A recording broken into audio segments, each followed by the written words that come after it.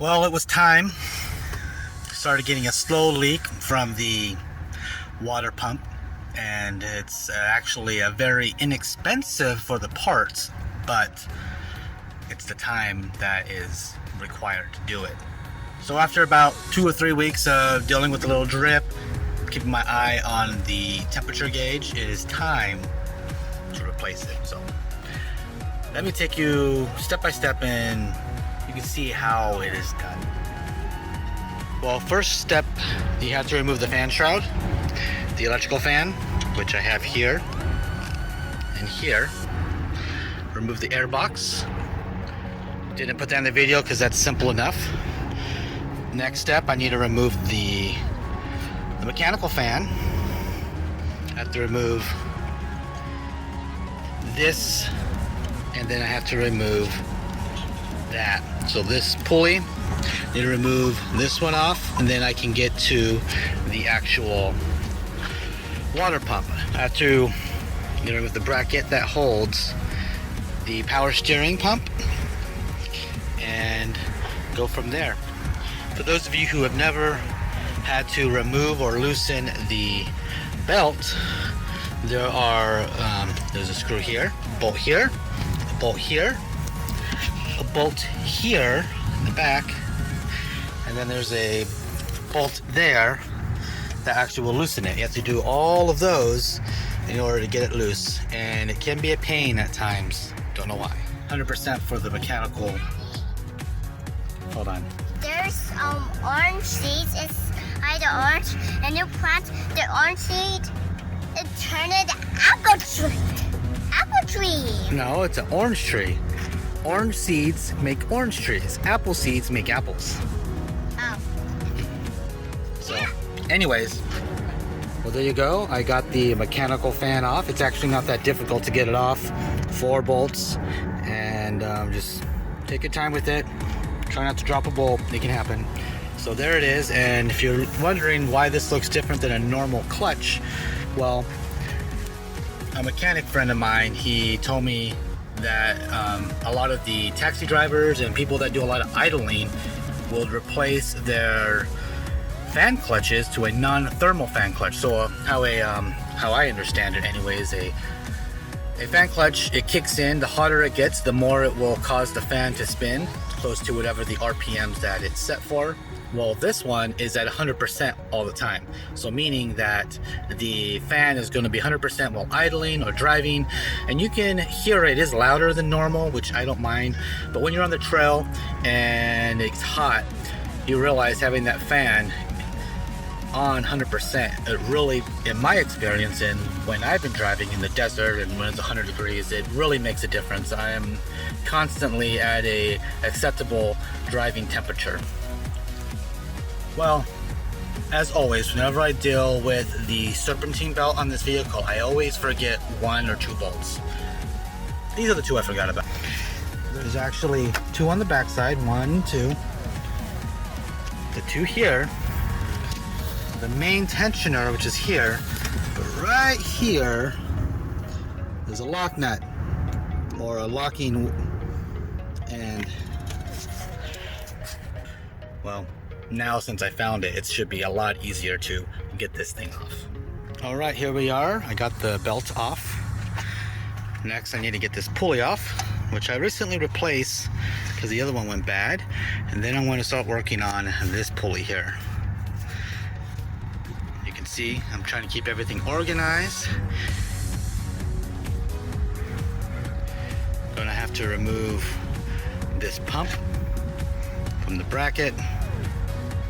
I'm also going to be replacing the gasket on the thermostat just to be safe, and I also have a new hose for here. As you can see, I have 4 gallons of antifreeze. It takes 3.5 on paper, so 4 should be enough. There's the OEM water pump. Murray, I don't know, it's 100% factory tested, meets all or exceeds OE standards. I don't really care as long as it works, lifetime warranty. And then my buddy who's a racer swears by this stuff, so I figured I'd try it out. I didn't get the full, just the additive. This treats up to 20 liters, so that's more than what my Jeep carries. And then I have the top water the top hose for the radiator.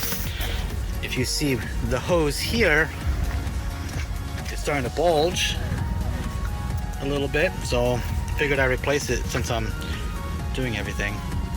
We'll continue on. Starting the draining process, I'm doing it this way because I didn't feel like disconnecting this hose, get it all over the place. So go from there and then I will do the rest. Okay, I was getting a little carried away, but let me show you where I'm at. Got the thermostat housing off. I have the hoses disconnected. I'm continuing to flush the system. It was, as you can see, the coolant was actually pretty clean. So that's good news for me. And I'm gonna clean this up, put a new gasket on, and flush it out a little more. And then it's time for the water pump. Okay, here's the update. Finished flushing the system. I had to clean, I'm still cleaning this off. Got most of it, this one's all cleaned off. Got to get the old gasket off. And then reinstall the thermostat. Well, here's the update. Replaced the gasket. And it's all good. Just got the water pump off.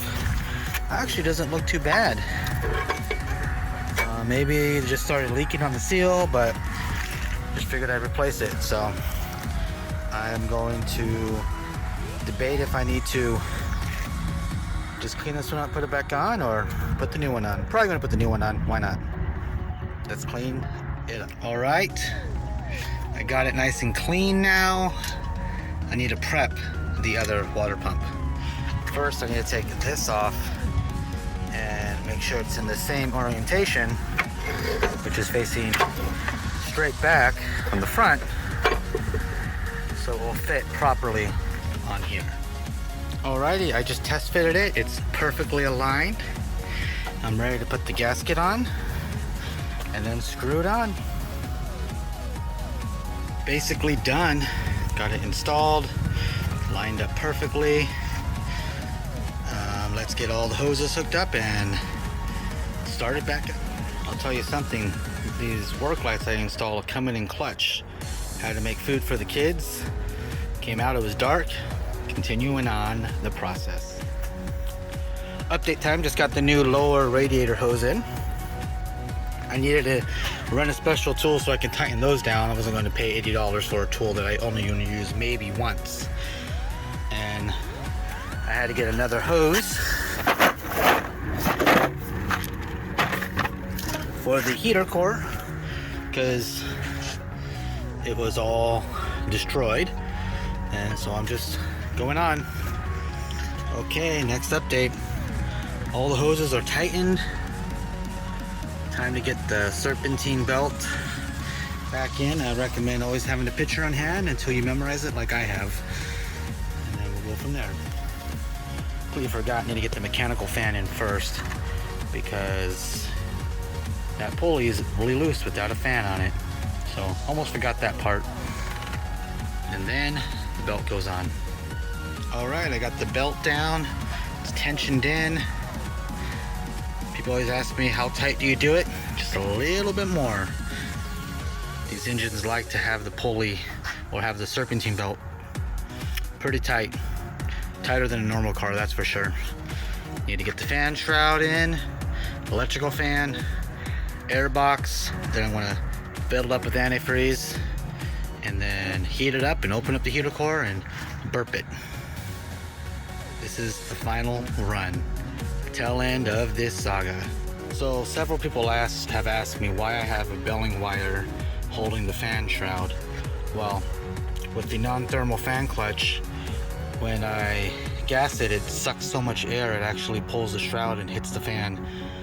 This way it actually stays firm and I don't hear that annoying rubbing of the plastic. So it tells you that the clutch is really strong. Well, I had to check everything a few days later. I've driven it a little bit. Hoses got it to operating temperature a few times and no leaks. Nothing's leaking on the bottom. Yeah, buddy.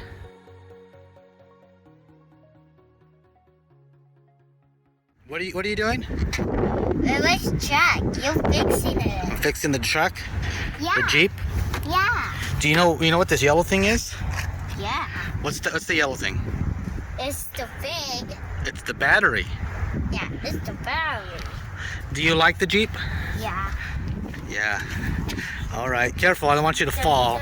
Dun, dun, dun, dun, dun.